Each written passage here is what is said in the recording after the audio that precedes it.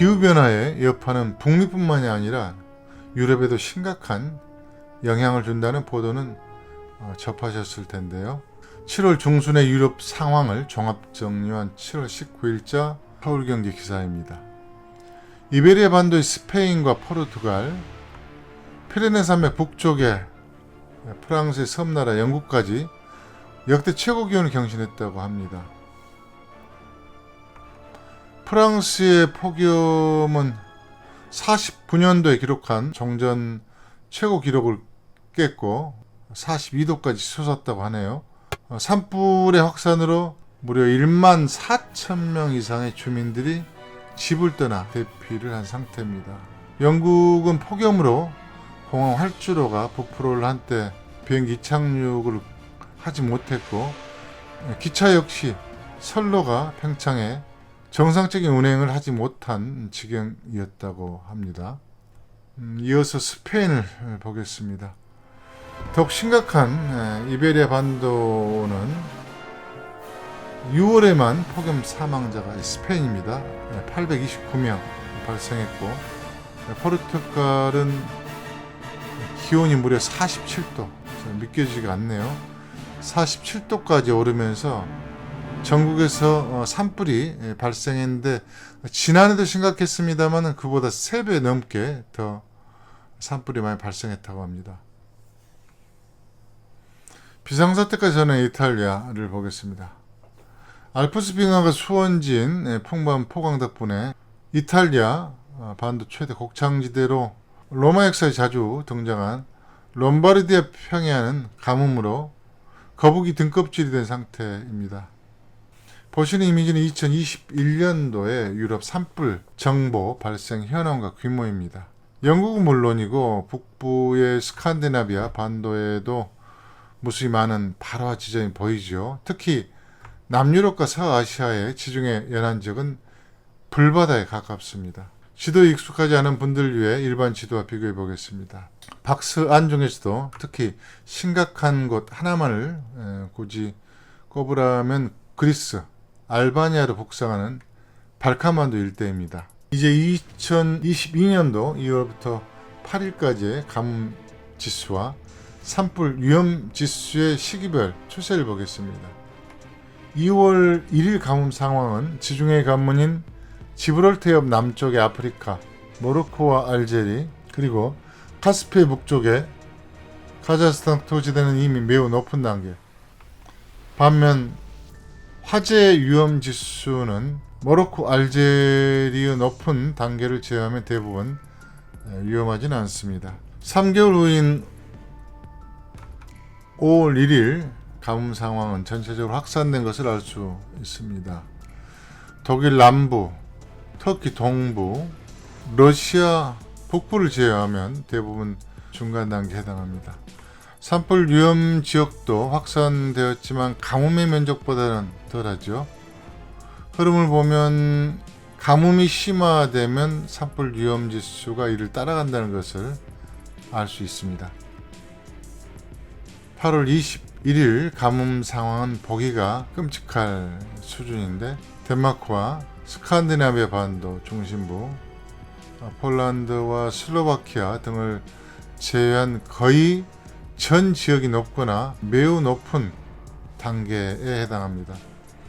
화재 위험도는 면적은 상대적으로 좁아 보입니다. 그러나 강도는 매우 높은 단계인 5단계 이하의 가뭄과 달리 짙은 갈색에 해당하는 6단계 지역이 많습니다. 서부 지역은 녹색대로 보이는 피레네 산맥 남쪽은 최하가 6단계, 북쪽에 프랑스 평원도 파리 코앞까지 매우 높은 단계이고 특히 알프스 서쪽 지역인 아비뇽과 리옹 라인도 6단계에 포함됩니다.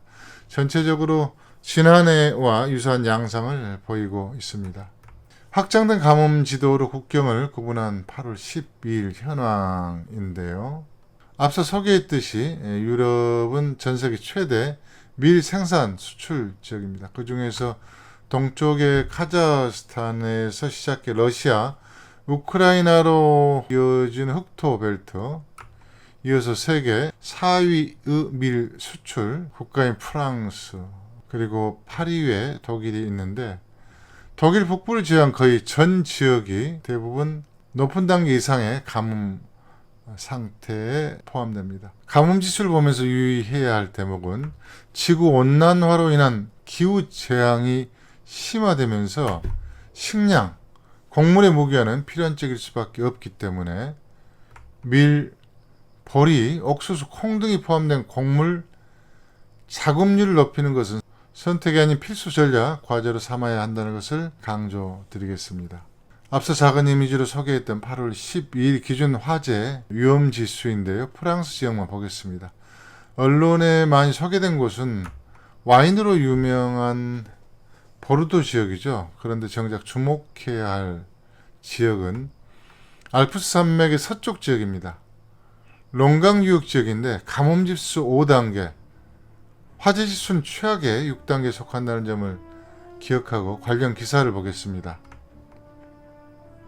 보도에 따르면 가뭄과 폭염으로 롱강의 수위가 낮아지고 온도가 상승하면서 롱강 유역에 있던 원자로 가동을 중단하는 사태가 발생했다고 합니다. 그 결과 핵발전소 전기 생산량이 거의 50% 감소했다고 하는데요. 원전 비중이 70%인 국가인데 50%가 감소했다는 것은 상상조차 쉽지 않은 대형 사건이죠.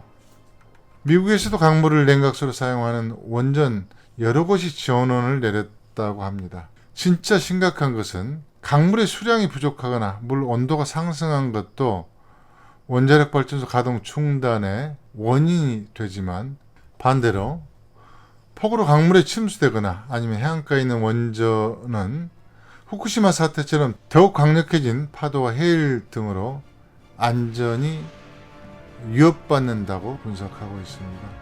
보시는 지도는 프랑스 핵발전소 위치인데 7개 발전소가 있는 롱강 주변을 확대해서 보겠습니다.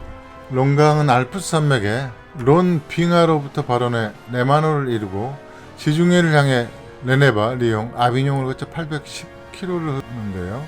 빙하수이기 때문에 핵발전소의 냉각수로는 최고 조건인데도 지구온난화로 인한 기상이변 앞에서는 무용지물이 되고 말았습니다. 롱강뿐만이 아니라 피레네 산맥에서 발원해 보르도 지역을 관통하며 흐르는 가롱강의 원전도 함께 중단되었다고 합니다. 그런데 이번이 처음이 아니고 벌써 3년차라고 하죠. 많은 분들이 원자력 발전은 태양력이나 풍력과 달리 날씨 영향을 받지 않는다는 주장을 자주 들어보셨을 겁니다. 가뭄과 폭염, 해일과 홍수 등의 기후재난의 안정적인 에너지원이 원자력인지 아니면 재생에너지인지 이것이 판단하기 어려운 사안인가요? 5년 후에도 프랑스가 지금의 원전 정책을 고수할 정도의 배포가 있을지 함께 지켜볼 대목이라 싶습니다.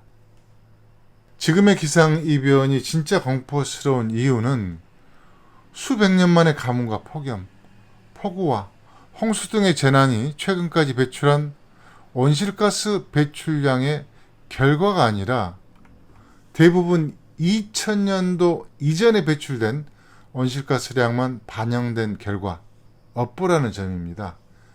21세기 들어 더 폭발적으로 늘어난 온실가스량과 생태계 파괴는 아직 반영조차 되지 않았다는 점을 생각하면 정말 두렵지 않을 수 없죠. 기후변화에 관한 가장 권위 있는 그룹인 유엔 산하의 기후변화에 관한 정부간 협의체인 IPCC는 산업화 이후 급상승하는 지구 기온을 1.5도씨에서 방어하지 못하면 돌이키기 어려운 상황으로 빠져들 수 있다고 경고하고 있습니다. 이미 1.1도가 상승해 남은 시간은 0.4도에 불과한 상태입니다.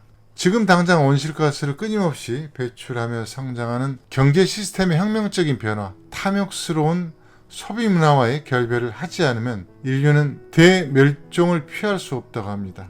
기후 대재앙, 우리의 실천으로 극복할 수 있기를 바라면서 마무리하겠습니다. 끝까지 시청해 주셔서 감사합니다.